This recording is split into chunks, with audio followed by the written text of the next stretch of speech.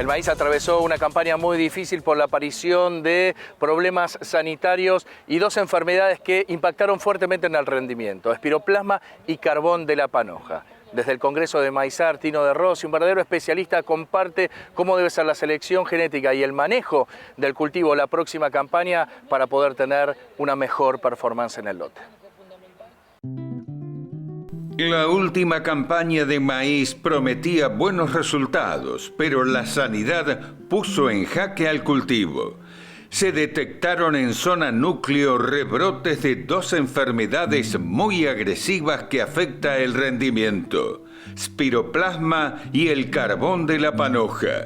Desde el Congreso de Maizar, Roberto de Rossi nos comparte el panorama. Fue una campaña totalmente atípica, sabemos que todas las campañas son atípicas, pero bueno, junto con ustedes que nos estuvieron acompañando, empezamos en todos los maíces fecha de siembra temprana con una presión altísima de carbón de la panoja, y ya ahí que estábamos viendo evaluaciones en floración, que fue en enero y febrero, ya había presencia de pirosplasmas en muchas zonas, que ya también nos venía siendo preocupante porque lo veníamos registrando otros años, pero no con la intensidad de esta campaña.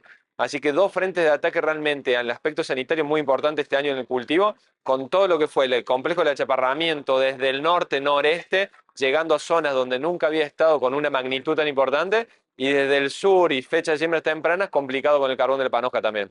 Pero espiroplasma no nos agarra por sorpresa. Esta sí es una enfermedad presente en el norte del país durante todos los años y en las últimas campañas. Exactamente, no es una enfermedad nueva, hace más de 20 años que se trabaja con la enfermedad, eso nos da una base muy importante para poder afrontarla. El problema fue el cambio que estás marcando, esta dinámica poblacional del vector, que fue totalmente distinto a todos los registros que había.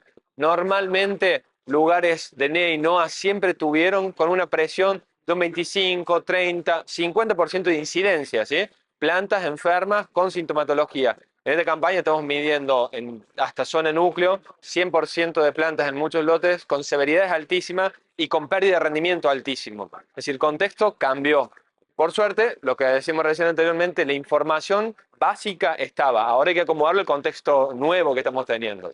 ¿Cómo es el ciclo de espiroplasma y qué manejos estudian interdisciplinariamente para poder disminuir su incidencia en la próxima campaña? Justamente una de las partes fuertes que tiene el complejo del maíz, del cultivo de maíz en realidad, lo estamos trabajando de manera interinstitucional, de distintos puntos. Hay gente de entomología, de ecofisiología, hay gente de fitopatología, el sector productivo, el semillero. Al ser un impacto tan grande, creo que nunca se había trabajado de manera tan comunada, generando información muy rápida en la campaña, tratando de ver cómo se dio, cuál fue el impacto, y viendo un poco lo que vos planteabas recién, es decir, fue el vector cómo llegó. Es una sola enfermedad, son varias enfermedades.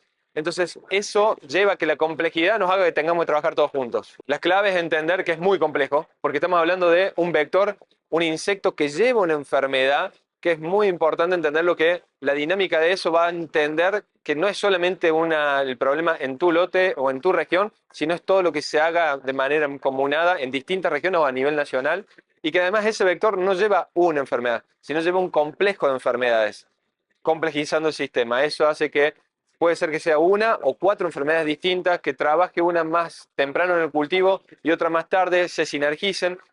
Son enfermedades que afectan el cultivo en su fisiología completa, y eso hace que si, por ejemplo, en esta campaña que tuvimos estreses hídricos y térmicos muy grandes, una planta que está enferma, que no puede traslocar con estreses ambientales muy grandes, complejice todo su sistema productivo. Entonces estamos hablando de una complejidad del sistema realmente muy importante. ¿Cuáles fueron las condiciones que permitieron la intensificación de su presencia en esta campaña? Para tratar de entender qué es lo que pasó, tenemos que irnos un poquito más hacia atrás en el tiempo. Sabíamos que la chicharrita, el vector de esta enfermedad, puede llegar a distintas zonas. Lo que sí, estas últimas 3 campañas de años secos hicieron que tuviésemos distintas fechas de siembra en el país. Esos puentes verdes son muy importantes porque la chicharrita sobrevive, se alimenta, solamente pone huevos en el cultivo de maíz y hace todo su ciclo relacionado al cultivo de maíz. Vienen con una evolución continua entre ellas y el cultivo. Donde tengamos maíz y sembrados en esta cantidad de fechas de siembra que hemos tenido, la campaña anterior por la seca, tratando de buscar los pulsos de lluvia para sembrar, y esta campaña 23-24, que fue muy similar, se extendieron mucho las fechas de siembra tratando de apoyarse en esos pulsos de lluvia, ha hecho que tenga mucho lugar para multiplicarse tanto el vector como las enfermedades que transmite. A eso le tenemos que sumar una salida de un invierno previo al 2023 muy leve. Entonces también tuvimos muchas condiciones ambientales que explican que tengamos mayor cantidad de vector. Y eso lleva a contramano que también tengamos mucha población, para decirlo de una forma, de estas enfermedades, que si afectan de manera temprana el cultivo, las pérdidas en rendimiento han llegado a ser totales, como esta campaña. ¿Y cómo se comportó la genética en la zona núcleo? ¿Qué análisis están llevando adelante los semilleros para poder anticiparse en la selección genética? Al ser una enfermedad que estaba en un nicho NEA y NOA y muy anecdótica en algunos años, no teníamos genética específica con especificidad de su comportamiento. Este año, la alta presión que hubo ha hecho que todas las empresas, semilleros, INTA, hayan hecho un screening mucho mejor y vamos a empezar a saber ahora cuáles son los comportamientos para los próximos años. Pero ya hoy no tenemos materiales que, digamos, podemos sembrar muchas hectáreas con muy buen comportamiento para la enfermedad. Soluciones químicas están apareciendo, pero son todas paliativas. En este sistema hay que usar mucho la agronomía, mucho de pensar con criterio y tratar de planificar, porque va a tener que ser mejores comportamientos como base de la genética, pero va a ser la fecha de siembra, va a ser la dinámica poblacional, va a ser el tratamiento de semilla, va a ser, si la dinámica poblacional se eleva, algún tratamiento para bajar niveles, pero de manera regionalizada, no lote a lote, porque ahí vamos a estar incurriendo en alguna situación que no va a repercutir en la dinámica del vector a nivel poblacional. El monitoreo, es decir, hay muchas cosas que lamentablemente en este sistema no podemos hacerlas de manera fácil. Tenemos que meter mucha cabeza para tratar de minimizar los riesgos. El carbón de la panoja es una enfermedad muy agresiva que entra por semilla y recién se visualiza durante la floración del cultivo, afectando directamente el rendimiento. De Rossi describe su aparición y manejo. Carbón de panoja durante 75 años no había registro en Argentina. Los últimos registros habían sido en 1935 a 1940. De ahí no teníamos a nivel nacional ningún registro. Campaña 1920 es cuando empezamos a registrarlo. Un foco, pequeño foco en una zona de zona núcleo, pocas hectáreas afectadas, pero con una magnitud muy importante por la enfermedad.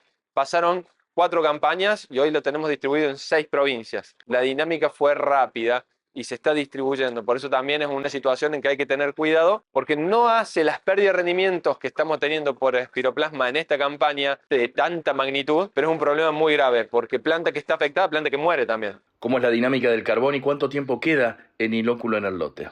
Esta situación produce una teliospora, una estructura del hongo que vive en el suelo, puede sobrevivir en el suelo por 5 o 7 años. Eso hace que puede ir incrementándose en el tiempo si no vamos tomando recaudos. Ya sabemos que hay genética que tiene mejor comportamiento, eso es una buena herramienta para tratar de encarar la próxima campaña con genética que tenga mejor comportamiento. A eso hay que sumarle tratamiento de semilla, que tampoco sabíamos, pero se está trabajando. Hemos encontrado algunos ingredientes activos que ya están registrados en otros países, que pueden llegar a ser utilizados acá, pero todavía les falta registro.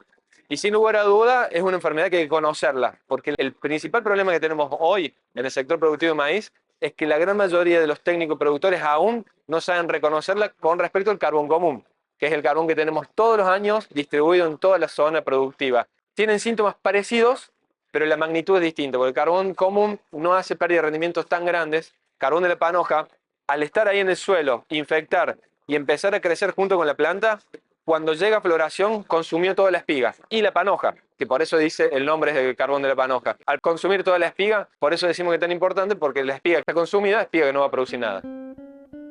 De Rossi hace foco en la importancia de la selección genética del híbrido y el tratamiento de la semilla en lotes que fueron afectados por la enfermedad. Y en ese trabajo que hicimos en Corral de Bustos, que como bien marcabas vos recién, es el primero en que podemos tener muchísima genética comparada con una altísima presión de enfermedad para decir, estamos haciendo una buena selección de la enfermedad en este caso, porque antes, al ser una enfermedad de suelo, es muy errática. Imagínate que durante las 3 campañas que lo determinamos, hicimos ensayos en toda la zona endémica y en lotes con alta presión, ensayos de distintas fechas de siembra, genética, líneas. Solamente en uno habíamos tenido presión intermedia. En este caso, por suerte, tuvimos altísima presión y eso nos ayudó a seleccionar de manera en conjunta con semilleros, INTA, universidades, de evaluar y seleccionar materiales que tienen mejor comportamiento para la enfermedad. El carbón de la panoja viene en el lote, viene de la situación que vayamos a tener y cómo manejemos nuestros residuos en el lote, nuestro histórico en el lote y la genética que vayamos a estar sembrando va a ser fundamental. En el caso del achaparramiento, tenemos que pensar en el manejo de nuestro lote, pero tenemos que pensar de una manera que no estamos acostumbrados a pensar, mucho más regionalizada, mucho más pensando en qué puede impactar nuestro vecino, qué puede impactar nosotros a nuestro vecino, y no solamente nuestro vecino, sino nuestra zona. La dinámica poblacional del vector la vamos a ayudar entre todos haciendo manejo correcto para bajarlo.